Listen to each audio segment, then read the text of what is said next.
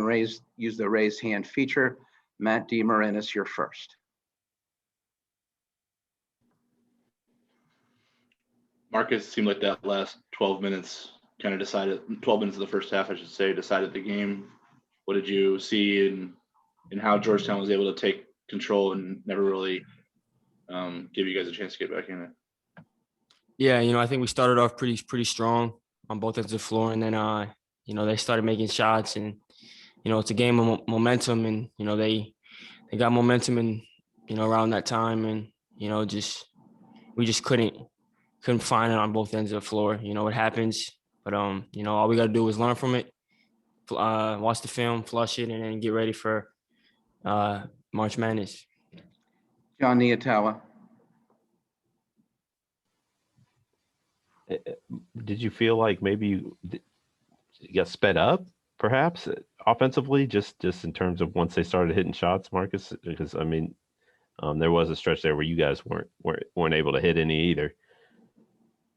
Yeah, it's a game of it's a miss or make game. If you hit shots, you're always be in position to win. If you don't make shots, you have to really dig deep on the defensive end, and we didn't do that on the defensive end, and while not hitting shots, and at this level and in this type of game, it'll cost you, and it costed us tonight. But like I said, we'll learn from it, and we'll bounce back. Ron Bailey, Hoya Report.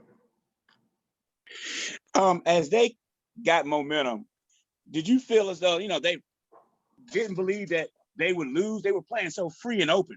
Did you feel as though that their momentum, they were at such a high level of momentum that they didn't feel as though they could lose? I mean, we were, in the we're trying to regroup and, find some energy, but, they played a really good ball game. I tip my hat to them, and, just there's nothing else to be said. They played a great game. They beat us. Okay. Good luck going forward. Last question, John Title. Marcus, you talked about flushing it. What do you think the mood is of the team heading into March Madness? Obviously as competitors, we're mad we lost, it's just such a big game. It was for, the championship of our league, but, there's bigger things ahead for us. March Madness is a really, really good time for us, to try and turn the page and learn from it. Coach said in, the locker room that this is probably a game like this has only really happened to us, twice, last year versus San Diego State. And, we really bounced back versus them in that game. And, our plan is to really bounce back after this one. Marcus, thanks for your time tonight. Thank you. Appreciate it.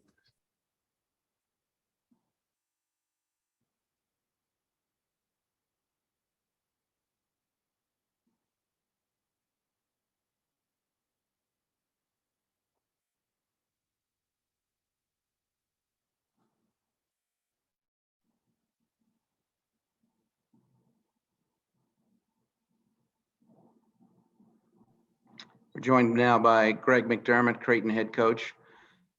Greg, if you'd like to make an opening statement, then we'll take a few questions. Well, first of all, congrats to Georgetown. They played a terrific game on both ends of the floor.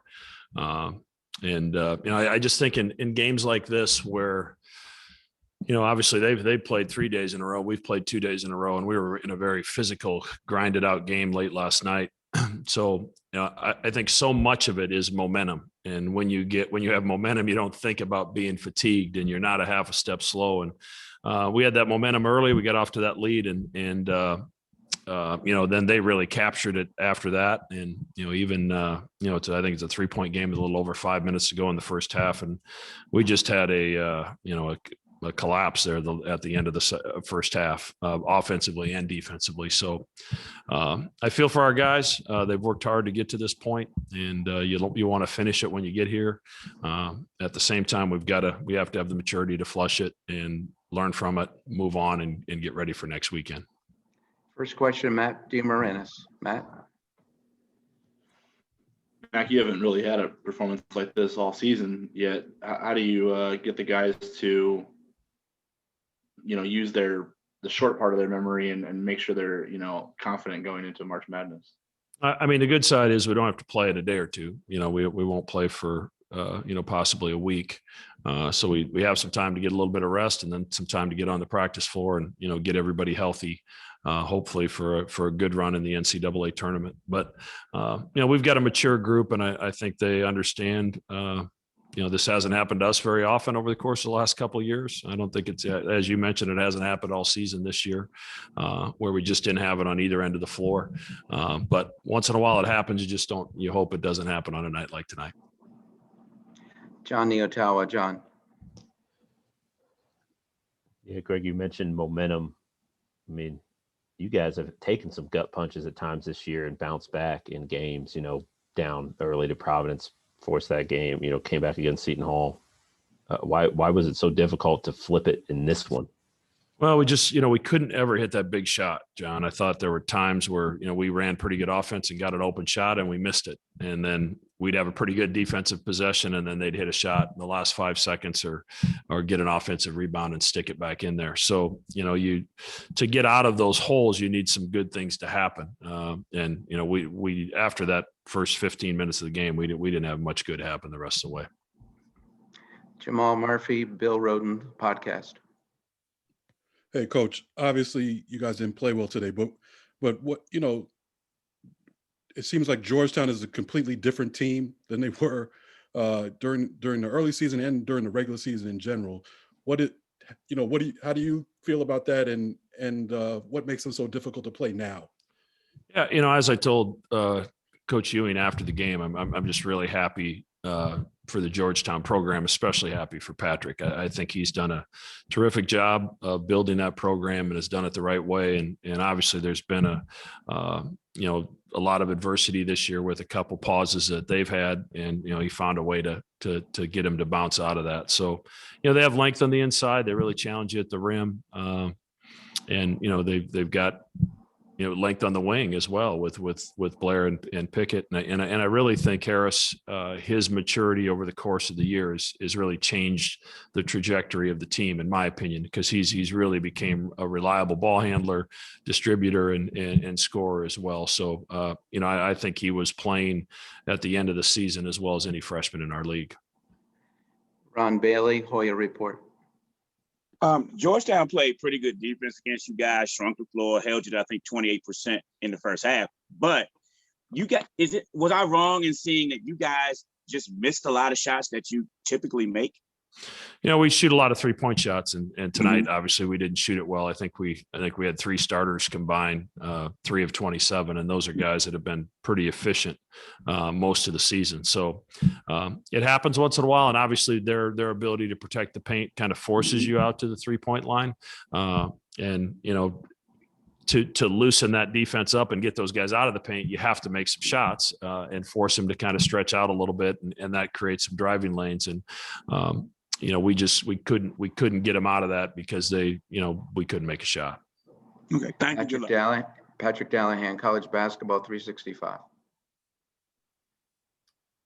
Hey, Coach. Obviously today it didn't go as planned, but what are some positives you guys can take out of this game going forward into the NCAA tournament? Yeah, I don't know. There's a lot of positives we can take out of the game. I think we can take some positives out of the weekend. We played really well against Butler on Thursday. Really, we're able to win a rock fight last night against a very good UConn team.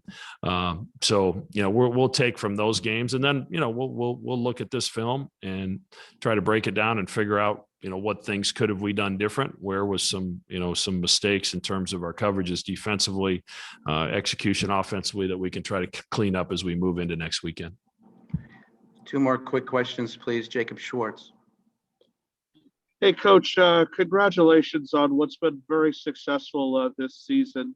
Obviously not the way you wanted things to end. What do you feel like you need to do better getting ready for March Madness? And how good is this team down the road? Because this is a very well-run organization. Yeah, thank you. I appreciate that. And, I've got a great group of guys in that locker room, and we've been solid defensively really all year, and our offense has been one of the top 15 or 20 offenses in the country. And tonight it wasn't. And you credit Georgetown. for their ability to take us out of rhythm. But we can accomplish everything, anything that we want to, because this is a team that understands how to play the game. They play together, and defensively we're usually really connected. And tonight we weren't. So we'll fix a few things. And like I said, we're excited to take part in Selection Sunday tomorrow, see where we're going, and get ready to play next weekend. Best of luck, my friend. Thank you. Last question, Tim Best, please. Hey, Coach Mack, you have still have a very experienced roster, and when it comes to this time of the year in the NCAA tournament, experience tends to be a favored asset of a team for teams that want to make a deep run. So how much of a role do you want the experience you have on your team to play to get to where you want to be in the tournament, which is the second weekend? Yeah, and it's it's everything. Leadership at this time of year is so vitally important, especially when you're coming off one of these games. Those guys have to have the ability and the maturity to kind of process what happened, maybe learn from it, but then almost pretend it never happened, because we haven't had one of these games all season in 28 games until tonight. So that's where that leadership and maturity, you don't want self-doubt to creep in this time of year.